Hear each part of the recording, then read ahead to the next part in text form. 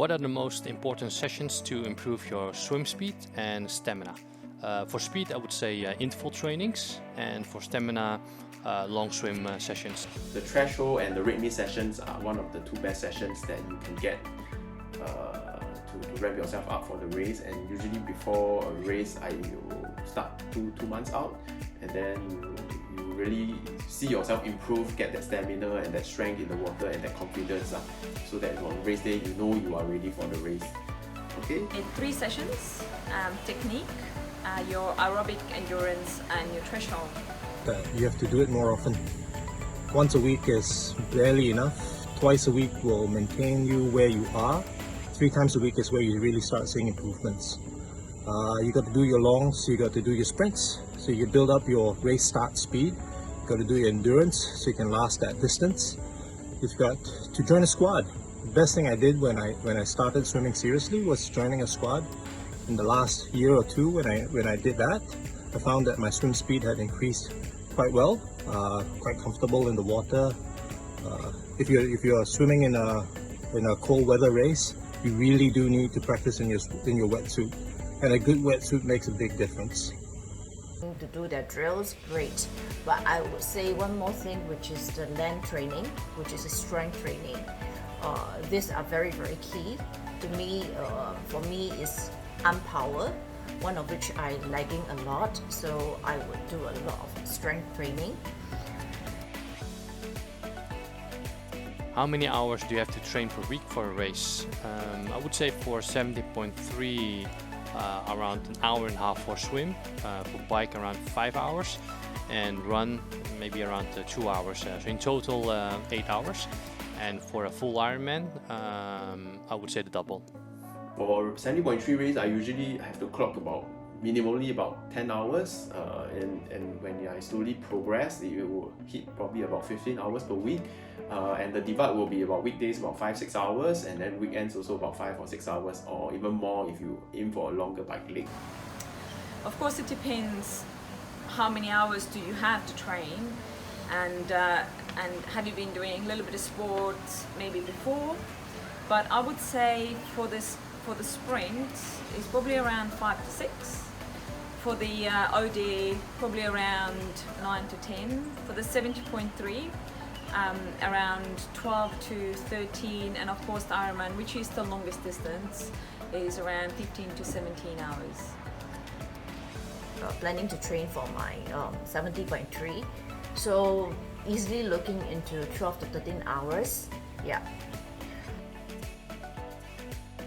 What was the best advice you ever received? I would say consistency in your training and rest. Proper nutrition after your long sessions, so that you can recover well, and that will really help you to improve your fitness and to achieve your triathlon goals. Be to practice what you are doing on your race day, be it your flying mount, your dolphin dives, or your nutrition, or even your brick runs, because your body adapts and it learns to do things more efficiently if you practice it more often. So yeah, practice is the best advice I've received. You just need to keep consistent with the training, and it will take you time, and you need to be really patient, and going faster is not always the better. So working with your aerobic base and different zones, so to say, and knowing how each session that you're going to use your time to train is actually going to take you further forward for your bigger goal. I think the best thing you can do is join a club. So since you're looking at this and you're looking at the newbie page and the newbie video, it's already a great step. A big part of why you join, that's internal, right? But the why you survive it, why you have that longevity in performing or in competing, is joining that community of like-minded individuals that also like to drink and eat a lot. Remember, after you cycle, just put your both feet on the ground firmly, let the blood flow down before you stand up. Otherwise, you're likely to fall, which I have witnessed a couple of times, people falling. They're so eager to get out from the bike after when they reach the dismantling the end point. Yeah. Okay, what advice would you give to run well and avoid having cramps? Eat and rest well a few days before your race. Try to run frequently short distances, so always include a run session after your swim or your bike trainings. Shouldn't require a lot of time, like 15 minutes is more than enough. Avoid having sweet gels, sweet things, very sweet things during the run. For me, whenever I take a full gel on my run part, I always get a cramp within 5 minutes. So if you need to take gels, try to take small sips or dilute it with water, but don't take the full gel at once. Okay. And when you do get cramps, try to slow down, stretch. If you have any muscle cream, apply it. Myself, I like to bring a small tube of counterpain and slowly start increasing your speed again, and try to breathe consistent, and usually that helps to get me going again. For cramps, right, actually my personal thing is that if you are well trained and you're ready for that mileage and that distance, you shouldn't be cramping. But having said that, I know during the race, usually people are so excited, motivated by the crowd and stuff, usually go above your threshold and above what you have trained for, and cramps, that's the time when cramps usually kicked in. So first thing is to train well, and then on race day, yes, sometimes cramps are unavoidable, but how to mitigate that is to make sure that you are rehydrated, make sure you know how much fluids to take, know your body well, how much electrolytes, and then you can keep, what I usually do is I will keep 3 or 4 tablets or maybe 5 salt tablets in your suit to last you for your bike and run, and then just pop one as and when you feel like there's a cramp that is coming up and then you feel like you're a bit dehydrated, so you quickly put some salt in and make sure you rehydrate. And for the run, I sometimes feel that the Coke and salt usually goes very well. So the Coke actually flushes down the salt tablet well, and Coke is probably one of the best nutrition and morale booster in the run if it's available. So running well, of course, I think it's working with, of course, your training. So running in the different zones, working in your aerobic pace, working, of course, also your mobility and your technique, which is really big part of how you run efficiently. Hydration is also a big part, especially when we are in such a hot climate as in Singapore. And hydration doesn't start when you start training or when you go for a race on the race day. It always starts before, and do make sure that you're not only drinking water, it actually needs to include electrolytes. Would be proper hydration and nutrition, and of course sticking to the target race pace or number of watts produced to avoid burning too many matches too quickly, and definitely, of course, to practice all your brick sessions so that it's not a shock to you when you run. Simple answer is don't run. Walk a bit, take my time through transition, have a nice first drink just before you exit the transition area always. Make sure you're comfortable getting out there, and then start very, very slow. There's no shame in walking the first 5 minutes, 10 minutes of the marathon, simply because I'm at the back of the pack. Everybody's walking at that point in time. And then coming in to the end of the race, it's going to be a very long day, right? So regardless of what distance you're doing, it's almost worse when you're doing a short distance race, because end of the marathon and end of the run on a shorter distance race is really hot. End of the run on an Ironman, it's at night, the sun's gone down for many hours. It might even be cold. So enjoy yourself. It's the first time you do a triathlon, right? The first time you cross that finish line.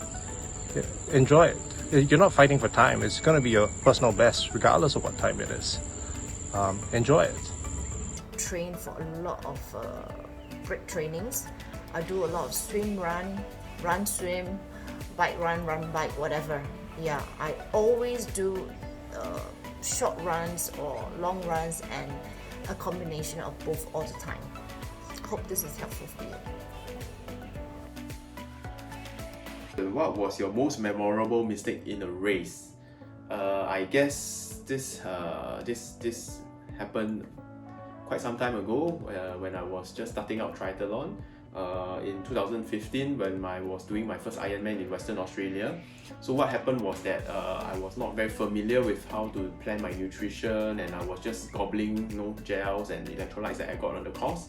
So subsequently after the bike leg, I suddenly had a bit of a diarrhea, and then this persisted throughout the whole marathon route. So for the 42 km, I was just running from Portaloo to Portaloo to Portaloo, just relieving myself on mostly gas, which was very painful. So that was really one of the mistakes, and since then I've really been working on the nutrition portion, really just trying to test out things on the training so that if it affects you, you know what to do and what to avoid during the race day itself.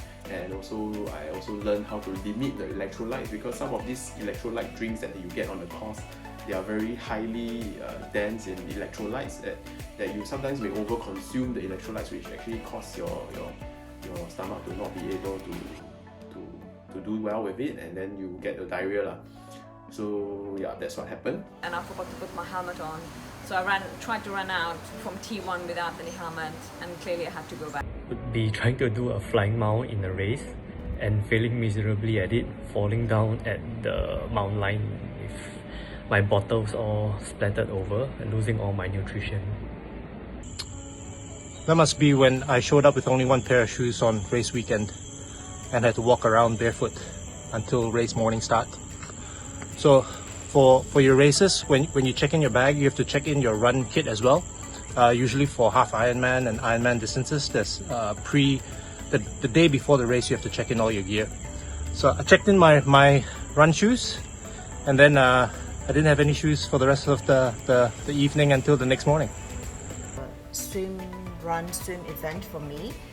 I usually swim with my swimsuit, so the same thing for the race, swimsuit. So came out of the water, put on my shorts, supposed to complete my run and go back into the open water. But I took my goggles and swim cap, but I forgot about removing my shorts until somebody called out, "Amy, you still gonna swim with your shorts?" And I said, "Oopsie." Then fortunately have not left the transition area, so I took out my shorts and threw it back to the basket there. Okay, the next question will be, how do you stay alive on Singapore roads while cycling? Usually never cycle on the weekdays unless it's a public holidays. My preference will be a Saturday or Sunday. I guess the best way is to select a route that has minimal traffic lights, and two of the best routes that I can recommend will be Lim Chu Kang loops. Second one will be Seletar, around Seletar Airport. The last one over the last sort of tip I have will be to actually get this device over here. What I have here is a Cyclic Fly 12, and then at the back I have the Cyclic 12 Cyclic Fly 6. So this doesn't actually just confer you any extra protection. Basically, it's just a video recording device with a blinker. But I guess it will come in handy, especially if there's an unfortunate accident. You actually need the video footages for legal or tracing purposes, and sometimes really just to find out what actually happened and learn from some of these mistakes if there was actually any crashes that happened. Okay. I would say is to cycle with friends, anywhere from 3 to 4 would be good, because any lesser and the support may not be there, and any more it may be too crowded for my liking. Start early in the morning, don't cycle too late, wear your lights, wear your helmet. Two things, active listening. I think it's important to listen up, to not only watch but listen for traffic. Yeah, so that's one of it. Second thing is act deaf. I know, because there are a lot of cars that honk at you not because you're causing the hazard, but they just don't like you. Yeah, so just act deaf. Just focus and just go straight.